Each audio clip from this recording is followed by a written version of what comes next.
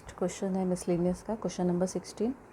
If cos y is equal to X cos a plus Y with cos a is not equal to plus minus 1, prove that dy upon D X is equal to cos square a plus Y upon sine a. तो first derivative ही find out करना है हमें.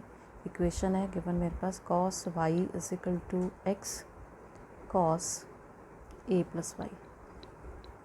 x की value यहाँ से easily निकल जाएगी, इसलिए मैं x की वैल्यू निकाल रही हूँ. cos y upon cos a plus y. Now differentiate with respect to y. तो ये आ गया dx अपॉन dy. ठीक है, विद रिस्पेक्ट टू y कर रहे हो अब इसको डिफ्रेंशिएट. और यहाँ क्वेश्चन टू लगेगा cos square a plus y, denominator as it is, derivative with respect to y, denominator minus numerator as it is, derivative of denominator, which is equal to cos a plus y. cos y का derivative minus sign y की फिर से करेंगे 1, क्योंकि अब आप with respect to y कर रहे हैं उसको, माइनस cos y और इसकी आगे minus sine a plus y. ठीक है, इसकी फिर से करोगे, इसकी 0 इसकी 1, और डिनोमिनेटर में था मेरे पास cos square a plus y which is equal to, ये बन गया minus cos a plus y sine y plus cos y sine a plus Y upon cos square a plus y. अब ऊपर फॉर्मूला बन रहा है sine a cos b minus cos a sine b. तो किसका फॉर्मूला होगा? Sine का था, साइन ए माइनस बी का फॉर्मूला था मेरे पास, sine a cos b minus cos A sine B. इसी तरह का ना, ये माइनस वाली टर्म पड़ी है, ये आपकी फर्स्ट वाली टर्म पड़ी है.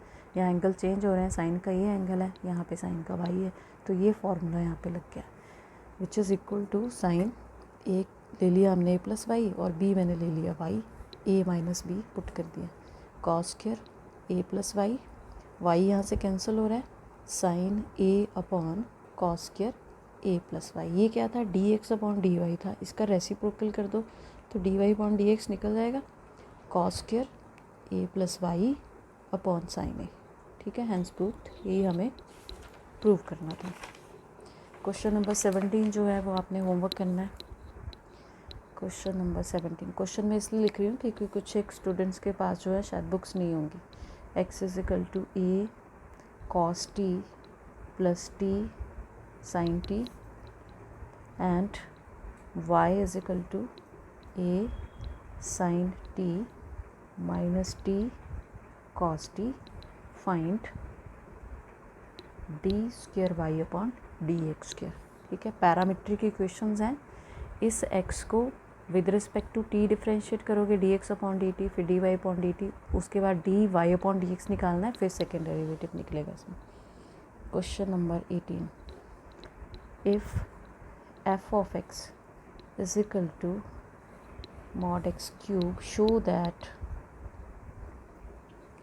f double dash x exists for all x and find it. तो यहाँ पे गिवन है हमें mod f of x is equal to mod x cube. तो मॉड x का डेरिवेटिव क्या होगा? D d x of mod x is equal to x upon mod x. ये फॉर्मूला याद रखना है. Differentiate with respect to x, f dash x, derivative को मैंने डैश से डिनोट कर दिया. पहले यहाँ पे x की पावर n का फॉर्मूला लगेगा, पावर में से कम हो गया, इसका डेरिवेटिव फिर से मॉड x का डेरिवेटिव फिर से. ठीक है, चेन रूल लगाया. 3 मॉड x और मॉड x का डेरिवेटिव क्या होगा? x upon mod x. एक मॉड x आपके पास कैंसिल हो गया, ये रहेगी मेरे पास equation. Again differentiate, second derivative बोला उसने. Again differentiate with respect to x, f double dash x is equal to, अब यहाँ प्रोडक्ट टू लगेगा, 3 first function as it is, derivative of mod x plus mod x as it is derivative of x equal to 3x. Mod x का derivative x upon mod x plus और x का derivative 1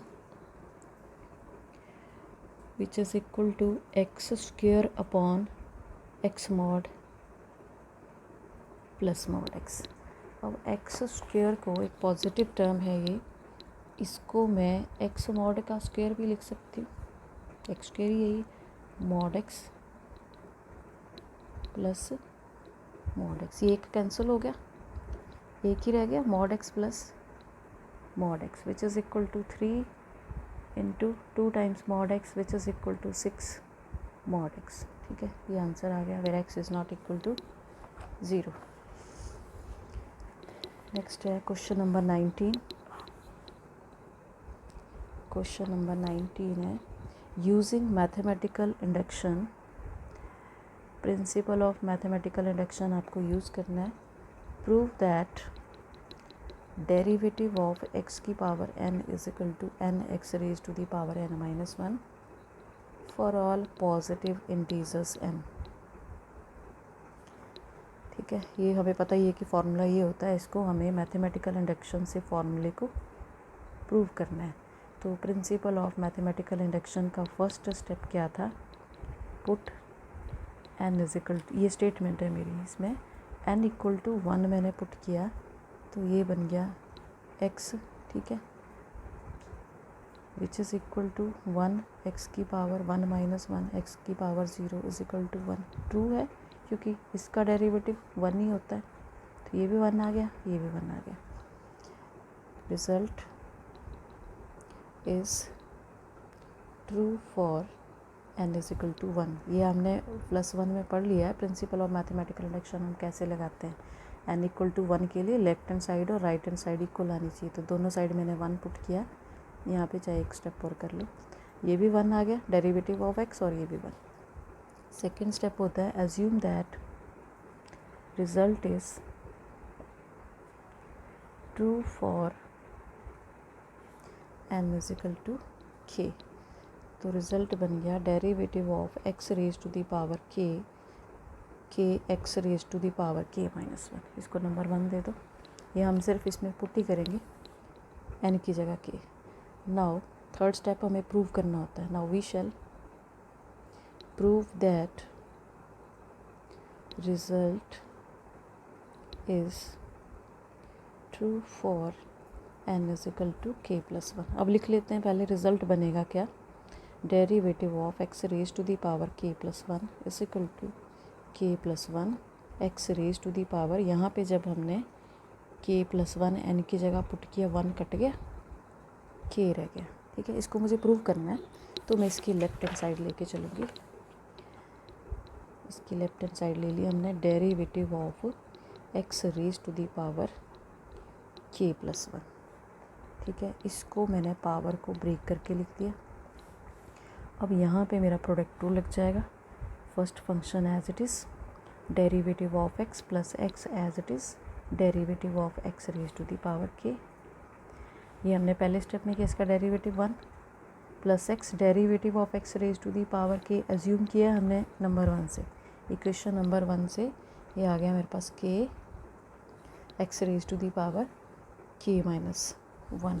और हमें prove क्या करना है, हमारे पास आना चाहिए ये k plus 1 into x raise to the power k। ठीक है, x की पावर k प्लस k, ये जब पावर कंबाइन करोगे x की पावर k, ये कॉमन आ गया, अंदर रह गया k प्लस 1। यही प्रूव करना था, which is equal to right hand side. This thing implies result is true for n is equal to k plus 1। Hence result follows from principle of mathematical induction for all n।